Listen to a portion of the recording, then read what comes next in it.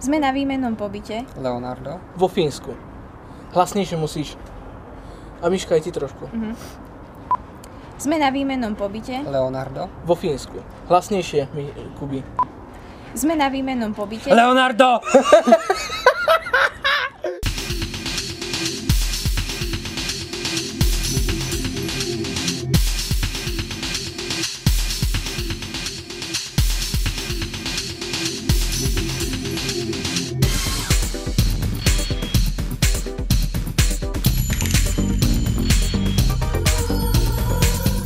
Ahoj, volám sa Viktor. Jakub.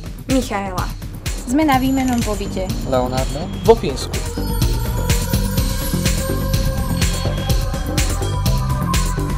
Je pre mňa veľmi zaujímavé byť tu a spoznávať nových ľudí, možno našich budúcich kolegov, učiť sa nové veci.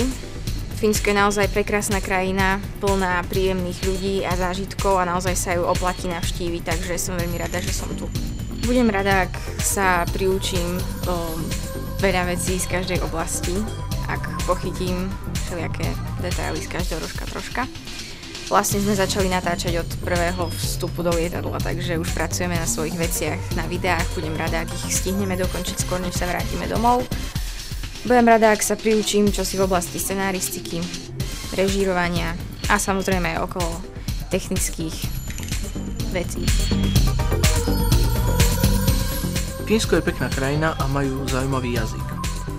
Škola v Nakile sa mi veľmi páči a majú veľmi pekný ateliér, taký veľký. Ja by som chcel byť kameramanom a preto by som si rád vyskúšal aj Steadicam, čo majú na škole, ak by sa dalo.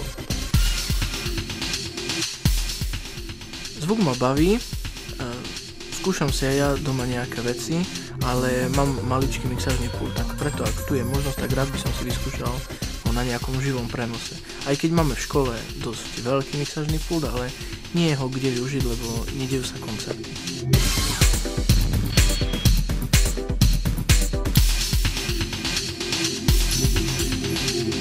Moje dojmy sú veľmi príjemné, škola sa mi veľmi páči. Je tu veľa možností na realizáciu rôznych projektov.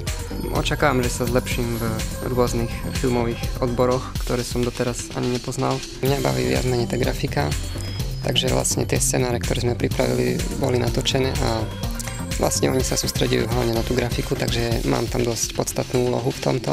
Tak počas tohto pobytu by som chcel všetky naše rozbehnuté projekty dotiahnuť do konca čo najlepšie, takže sa budem snažiť dokončiť všetko tu, lebo naozaj majú tú vynikajúcu techniku, čo sa týka aj počítačov, takže budem sa to snažiť čo najlepšie využiť.